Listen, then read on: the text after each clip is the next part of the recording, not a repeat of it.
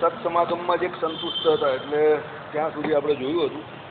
આ સતાનંદ પ્રતિદિન સર્વ કર્મો વડે પરમાત્માનું આરાધન કરતા થકા તેમના સ્વરૂપ ગુણ શ્રવણ મનનાદિકમાં પ્રવર્તતા, એટલે કેવળ શ્રવણ મનનાદિ વડે મોક્ષ પ્રાપ્તિ ન થાય, તેમના પ્રત્યક્ષ અનુભવથી જ મોક્ષ પ્રાપ્તિ થાય એવો નિશ્ચય કરી તેમની પ્રત્યક્ષ પ્રાપ્તિની આકાંક્ષાથી તેના ઉપાયોની શોધ પરાયણ થયા. સતાનંદ સ્વામીને આવી ઈચ્છા હતી કે ભાઈ એકલું ભગવાન વિશે સાંભળવાથી કે એકલું એમ કે એમની કથાનું શ્રવણ કરવાથી કે એનું મનન કરવાથી મોક્ષ પ્રાપ્તિ થાય એવું લાગતું નથી. કેમ? ઇન્દ્રિયોમાં થયેલું જ્ઞાન છે.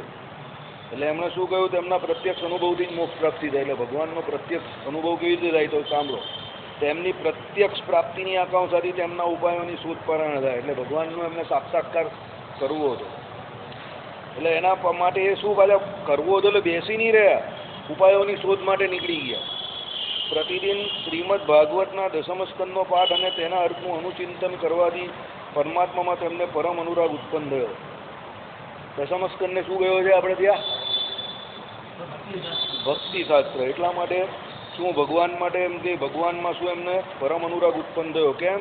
દશમ સ્કંદનો પાઠ કેવો છે? ભક્તિ શાસ્ત્ર હોવાથી ભગવાનમાં પ્રેમ ઉત્પન્ન કરનારો છે.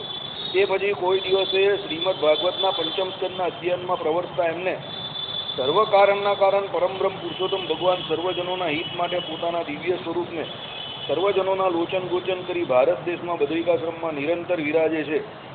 તેમના ચરણની પરિચર્યામાં પ્રવર્તેલાઓને તેમનો સાક્ષાત અનુભવ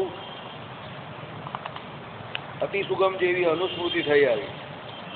બરાબર? એટલે એમને થયું કે આ બદ્રિકાશ્રમમાં ભગવાન સાક્ષાત રહેલા છે.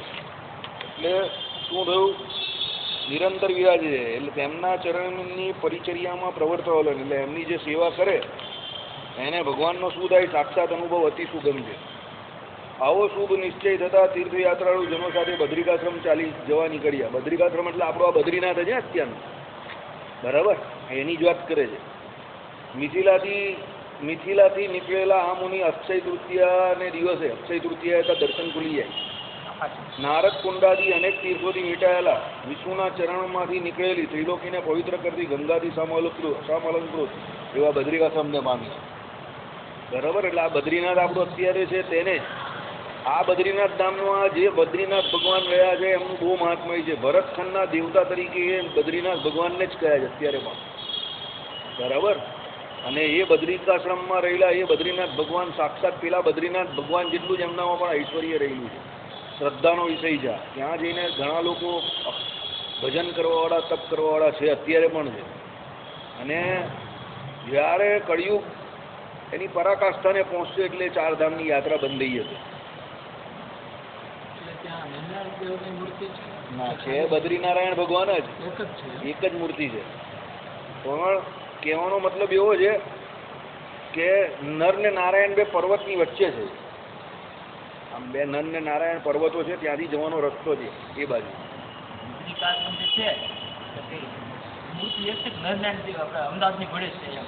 એની આમાં જે બદ્રીનાથ ભગવાન એક જ છે.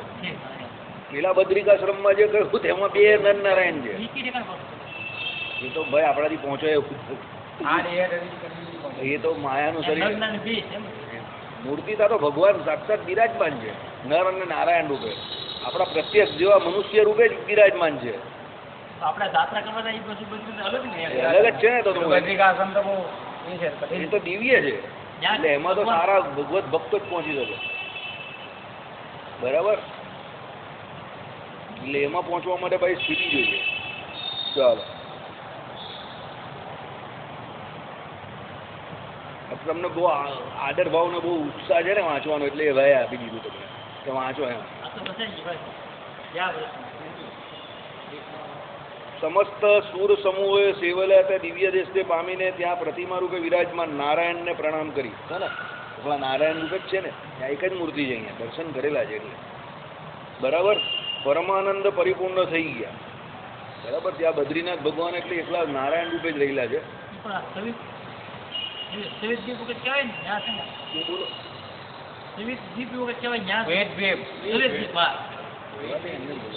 બોલો પાછા.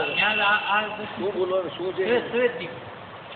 શું છે એ પાછું એકવાર પાછું ભગવાન 5 વાર આવે છે એ બીજું બાજુ એ પણ આ લોકમાં જ રહેલું છે, પણ એ પણ દિવ્ય જગ્યા છે. વાસુદેવ ભગવાન 5 વખત ત્યાં દર્શન આપે. ત્યાં અન્ન ખાવાનું નથી બાજુ, આ નિરંતર રહેવાનું છે. બરાબર, એટલે આપણું કામ નહીં મળે, તમારું તો જરા પણ કામ નહીં, અને મારું પણ જરા પણ કામ નહીં. ચાલો, પછી તીર્થયાત્રાળુ જનો સાથે યથાવિધિ તીર્થ કર્તવ્ય વિધિ કરીને પોતે ત્યાં જ કેટલાક માસ રહેવાનો સંકલ્પ કર્યો છે ને. એટલે જેને ભગવાનને પ્રસન્ન કરવા છે તે ત્યાં બદ્રિકાશ્રમમાં જઈને, એટલે બદ્રીનાથ જે અત્યારનું જ જે છે તે જ ત્યાં જઈને એમ કે શું કરે છે, તપ કરે છે અને રોજ ભગવાનના દર્શન કરે છે. યાત્રાળુ લોકો ગયા પછી પોતે એકાકી મનને સાવધાન કરી બદ્રીપતિ નારાયણની પ્રસન્નતા મેળવવાનો પ્રારંભ કર્યો. બધા યાત્રાળુ નીકળી ગયા પોતપોતાના હિસાબે, પણ એ ત્યાં જ રહ્યા. કેમ? ભગવાનને પ્રસન્ન કરવા હતા ને એટલે. પ્રતિદિન ગંગામાં સ્નાન કરી નિત્ય કર્મ પરિપૂર્ણ કરી ભગવાનની આગળ શ્રીમદ ભાગવતના દશમ સ્કંદનો અર્થાનુસંધાન સાથે પાઠ કરતા થકા કેવળ કંદમૂળાદી વડે દેહ યાત્રા કરતા થકા તે અર્ચારૂપ બદ્રીપતિના ચરણની પરિચર્યા પરાયણ થયા. શું કર્યું એમણે? રોજ એમ કે પોતાની એમ કે ગંગામાં સ્નાન કરીને નિત્ય કર્મ એટલે પૂજાપાઠ કરે, અને પછી પેલા બદ્રીનાથ ભગવાનના મંદિરમાં જઈને દશમ સ્કંદનો રોજ પાઠ કરતા હતા. કેમ? એ બદ્રીનાથ ભગવાનને રાજી કરવા માટે. જમવામાં શું લેતા હતા? ફક્ત કંદમૂળ જ એટલા લેતા હતા. બરાબર, અન્ન લેતા હતા નહીં. એવી રીતે તેમની આરાધના આચરતા 6 માસ વીતી ગયા. તે પછી પ્રબોધની એકાદશીએ યથાપૂર્વ પ્રાતઃ સ્નાન સંધ્યાદી કર્મ કરી પાઠ પૂજનાદિ કરી તેમના આરાધના પરતાથી દિવસ નિર્ગમન કરી રાત્રિએ જાગરણ વ્રત તેમના ચરણારવિંદમાં મનને જોઈ દઈને કર્યું. તે સમયે દયાનિધિ ભગવાન નારાયણ તીવ્ર તપશ્ચર્યાથી પ્રસન્ન થઈ સર્વયોગીજનોએ ધ્યાન કરેલું પોતાના અનન્ય મનવાળા શંકાદિકોએ સદા સેવેલું દિવ્ય અદ્ભુત પોતાનું સ્વરૂપ મુનિના નયન ગોચર કરાવતા થકા પ્રાદુર્ભાવ પામ્યા. હવે આ ભગવાનનું કયું દિવ્ય રૂપ દેખાયું? પેલા બદ્રીપતિ નારાયણનું તો દોડ દર્શન કરતા જ હતા મૂર્તિ રૂપે. બરાબર, પછી એકાદશીને દિવસે શું થયું? પ્રબોધની એકાદશી હતી એટલે જાગરણ કર્યું, એટલે ભગવાન રાજી થયા. યાદ રાખજો, જેટલાને ભગવાનના દર્શન થયા છે એ એકાદશીના જાગરણના દિવસે જ થયા. કારતક મહિનાની પ્રબોધની, દિવાળી પછી નહીં, એટલે કારતક મહિનાની એકાદશી. કારતક મહિનો પડીએ એટલે દર્શન બંધ થાય પછી કારતક મહિના સુધી તો કોઈ રહે નહીં ના, ત્યાં સુધી રહે. દેવ દિવાળી પર બંધ થાય. એટલે બધે અલગ અલગ છે. 5 દિવસનો ગેપ છે. એક કપાટ બંધ થાય બદ્રીનારાયણનું, પછી કેદારનાથનું થાય. 2 દિવસનો ગેપ છે કંઈક. એટલે શું છે મુખ્ય વાત આપણી? શું? રાત્રિએ જાગરણ વ્રત તેમના ચરણારવિંદમાં મન જોડી દઈને કર્યું. જેટલા એકાદશીનું ધર્મદેવને પણ દર્શન ભગવાને જે આપેલા ને તે એકાદશીના જાગરણ પછી જ આપેલા. એટલે એકાદશીના જાગરણનું બહુ મહાત્મય છે. જેને ભગવાન મેળવવું હોય તેને એકાદશીમાં જાગરણ કરવું અને ભગવાનનું ભજન કરવું તો ભગવાન પ્રસન્ન થાય. રાત્રે બ્રહ્મ મુહૂર્તની અંદર પહેલાં, એટલે સવારના છેલ્લા ચોઘડિયા બારસના મુહૂર્ત પહેલાં, એટલે બારસ જે શરૂ થાય એ પહેલાં અને એકાદશીના અંતિમ પ્રહરમાં ભગવાન દર્શન આપે જ. તમે જો જોરદાર ભજન કરતા હો, તપશ્ચર્યા કરતા હો, તો એકાદશીમાં તમારા એ ભજનનો એન્ડ આવવાનો બહુ ચાન્સ છે. બરાબર, એવો ઇતિહાસ છે કે દ્વાદશીને દિવસ પહેલાં અને એકાદશીના જાગરણની વચ્ચે બ્રહ્મ મુહૂર્તની આજુબાજુમાં તમને ભગવાન દર્શન આપે. ચાલો,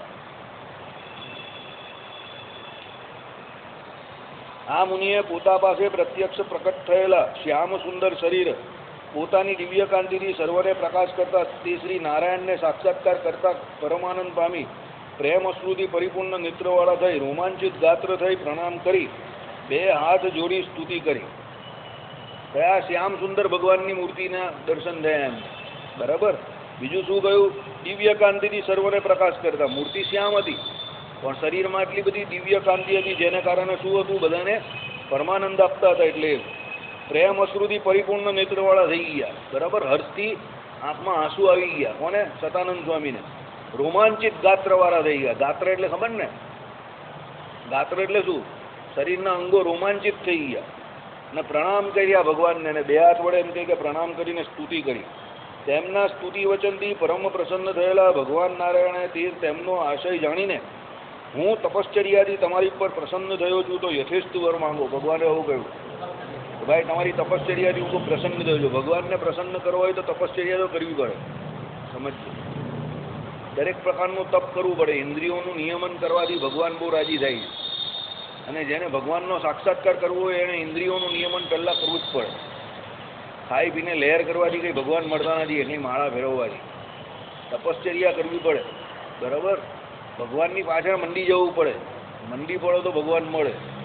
આ લોકના સુખને છોડી દેવા પડે. બધું સુખ છોડી દેવાનું આ લોકનું, તો જ ભગવાનની પ્રાપ્તિ થાય. બાકી ધીમે ગતિના સમાચાર કરતા જાય તો ધીમે ધીમે ધીમે યોગભ્રસ્ત થાય ને એના બીજબળ બંધાતા જાય. બાકી ભગવાનનો સાક્ષાત્કાર કંઈ આમ થાય નહીં. ભગવાનનો સાક્ષાત્કાર કરવો હોય તો પહેલાં આ લોકના સર્વ સુખનો ત્યાગ કરવો પડે. અને ભગવાનના સુખની આકાંક્ષા હોય એટલે પહેલાં શું? ઇન્દ્રિયોનું નિયમન કરવું પડે, બરાબર. તપશ્ચર્યા કરો, નિયમન કરો, અને ઇન્દ્રિયો, અંતઃકરણ અને જીવ ત્રણે ભગવાનમાં જોડવા પડે, તો સાક્ષાત્કાર થાય. બાકી આ અડધો પગ અહીંયા ને અડધો વ્યવહારમાં ને એવું બધું હોય તો કંઈ ભગવાનનો સાક્ષાત્કાર ન થાય. ચાલો, એમ કહેતા તે મુનિએ કહ્યું કે હે ભગવાન, મારે જગતમાં કોઈ પણ બીજો વર્ણનીય વર નથી. આવી ગયું ને? મારે કંઈ બીજો જગતમાં વર્ણનીય વર નથી. મારો તો આ જ મનોરથ છે કે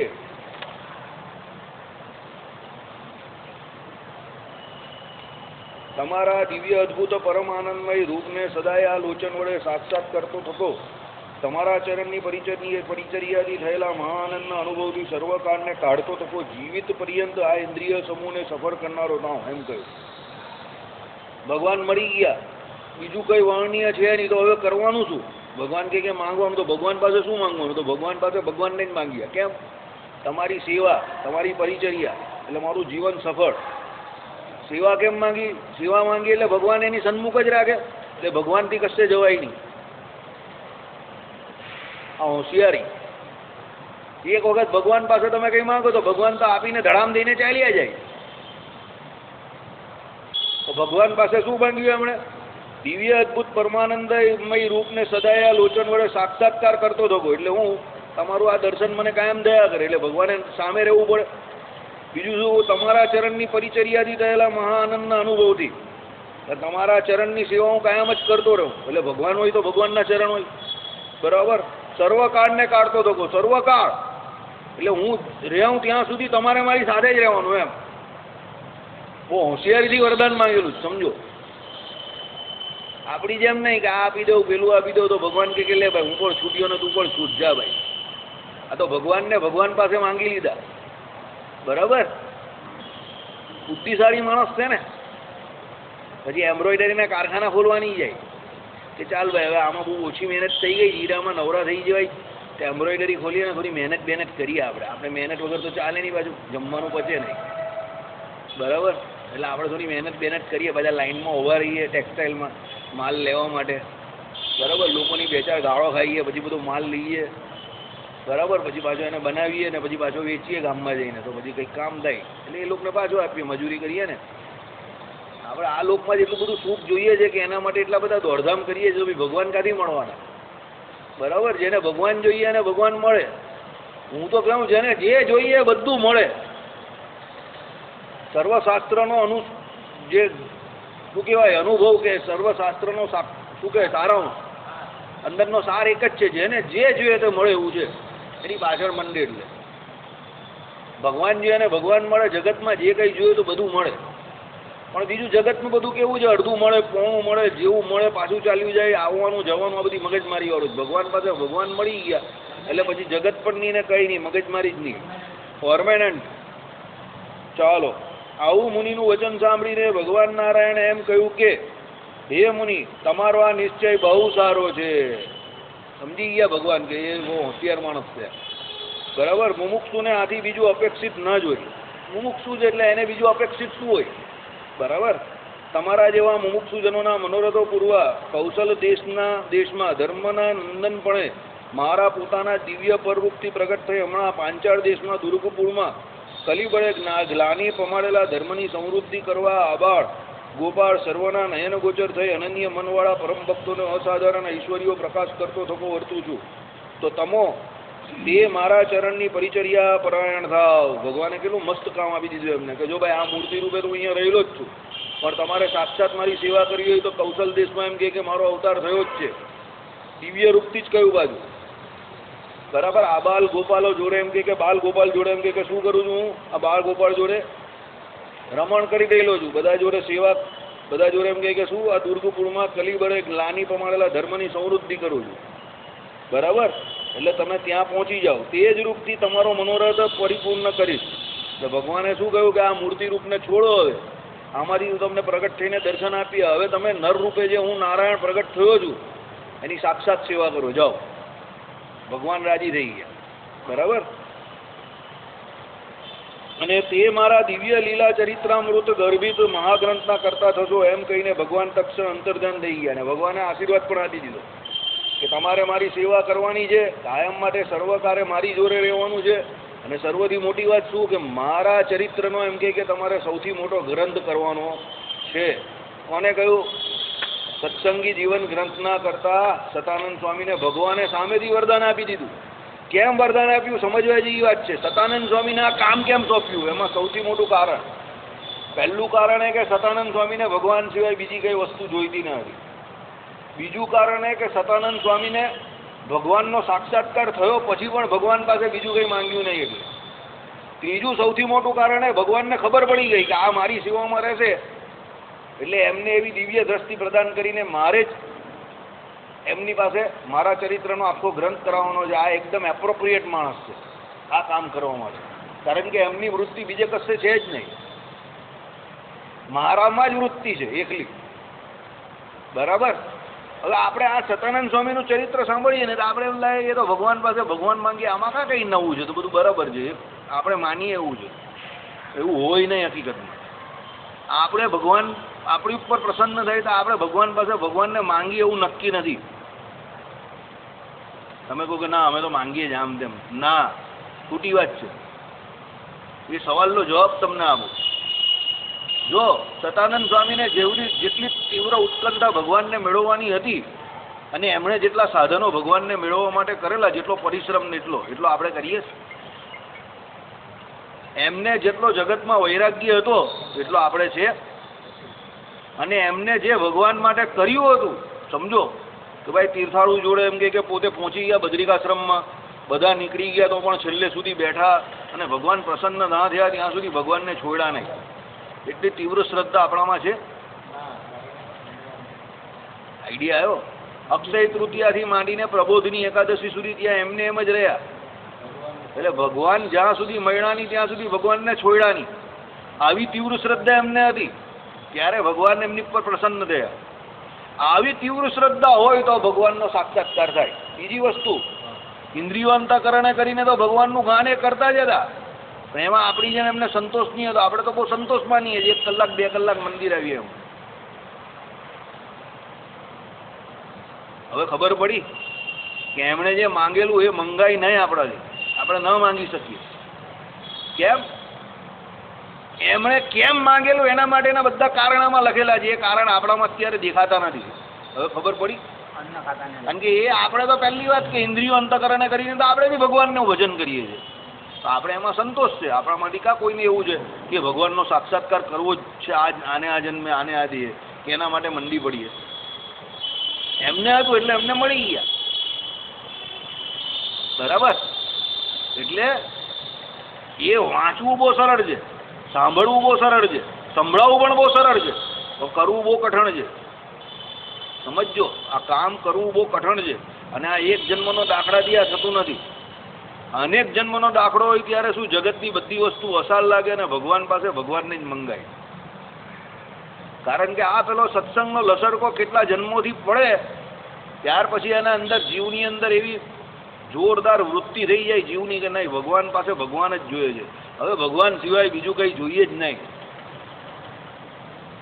પણ એ જીવને એવું મનાવવું જોઈએ ને. અલા 70 ને 80 વર્ષે તો વ્યવહારમાંથી બુદ્ધિ નહીં ખસતી લોકોની. કહેવા તો હોય પાછા મંદિરમાં પહેલી લાઈનના ભક્તો. મહારાજ કહે ને કે પહેલી હરોળમાં બેઠેલા હોય એ પાછા એવા લક્ષણ હોવા જોઈએ સત્સંગમાં. 70 ને 80 વર્ષે તો એને બાજુ વ્યવહારમાં પૂરેપૂરું ચાંચ ને આંખ ને નાક ને બધું જ ડૂબાડતું હોય. પછી કહે કે સત્સંગી બહુ મોટા છે, એમ કે કાકા રોજ આવે મંદિર, બહુ નિયમિત આવે છે. તો ભાઈ 70 ને 80 વર્ષે એને હંગરે કોણ બીજું? ભગવાને હંગરે ને તો આવે. હવે કાંઈ બહુ મોટું કામ કરેલું છે.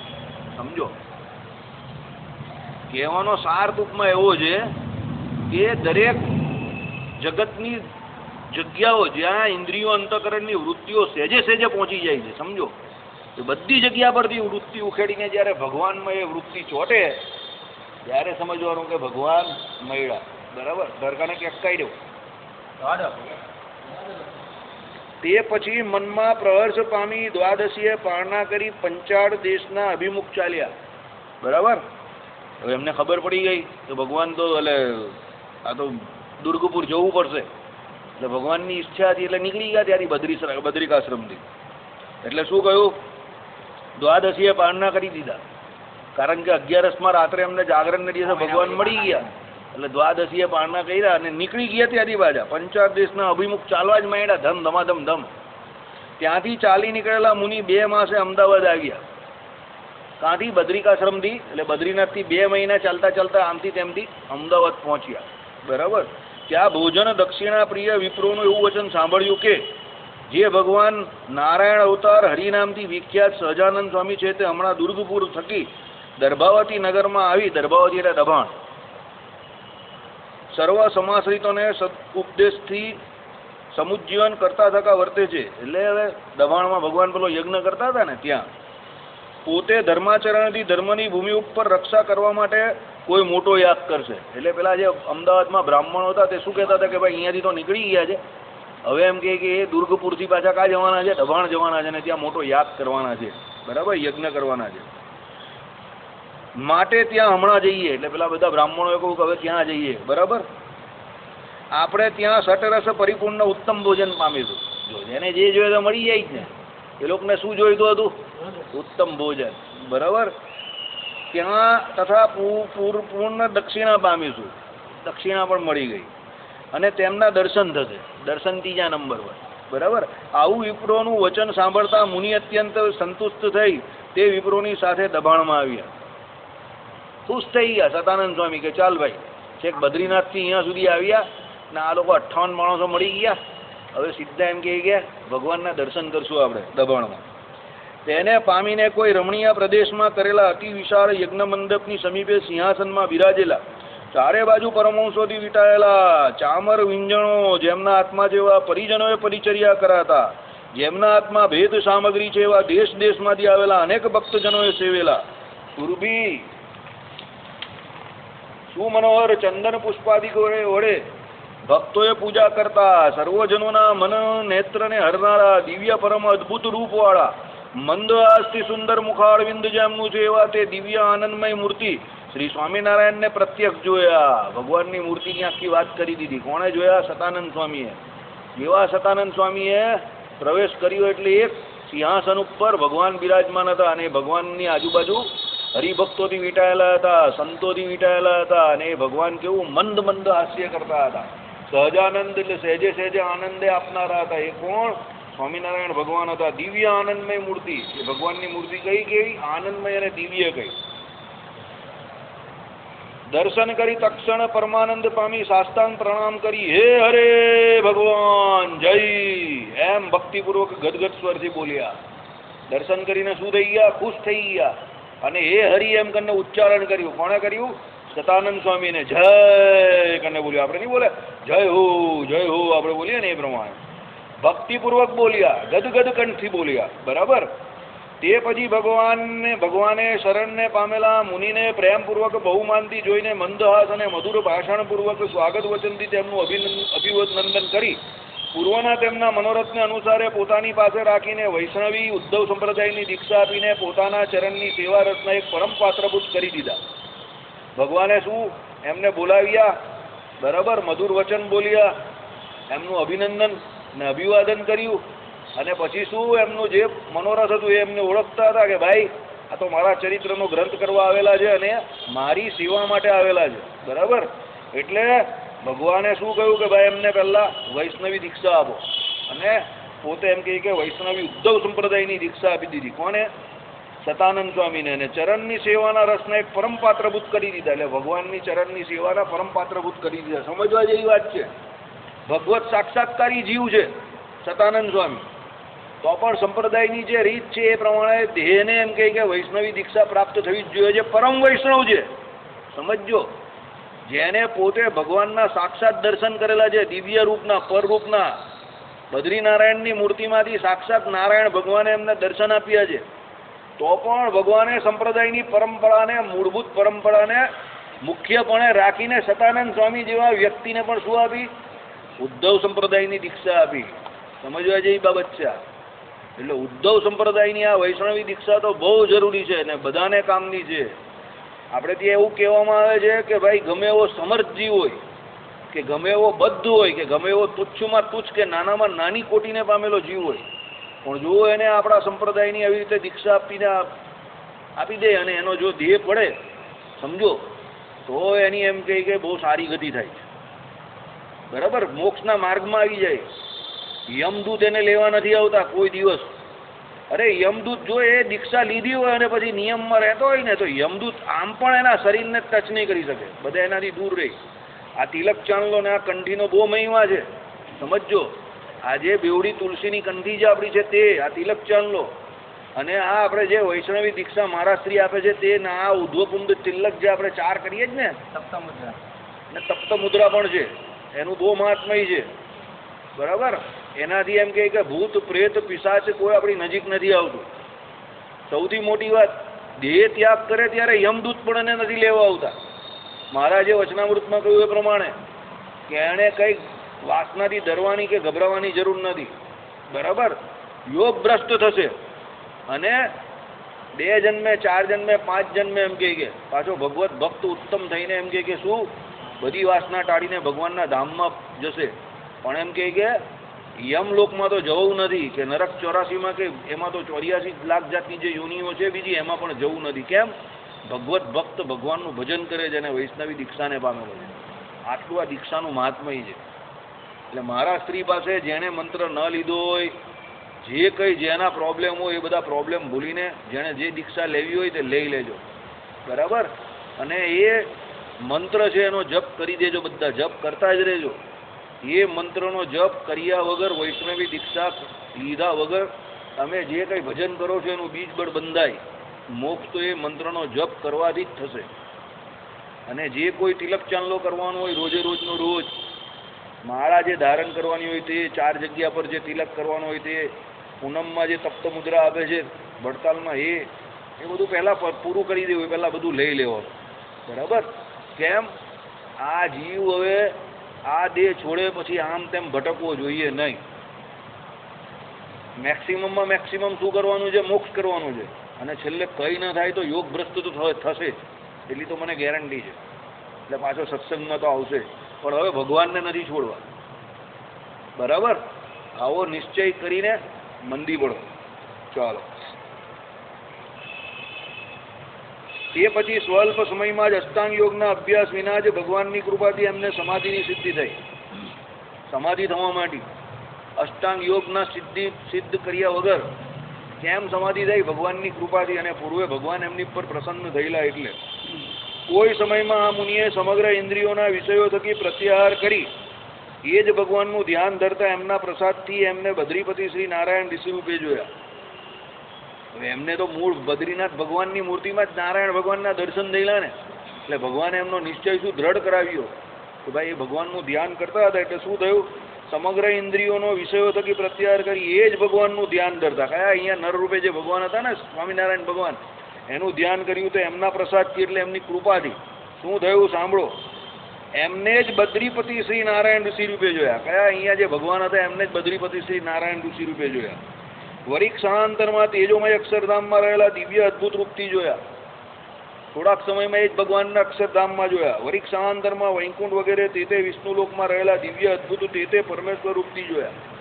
બધા પરમેશ્વર રૂપથી જ ભગવાનને જોયા. એટલે પરબ્રહ્મ પરમાત્મા પુરુષોત્તમ નારાયણ એક જ છે. એ ગમે તે જગ્યા પર એ પૂર્ણ જ હોય. ભગવાનમાં કંઈ ત્યાગ ભાગ કરવા જેવું નથી.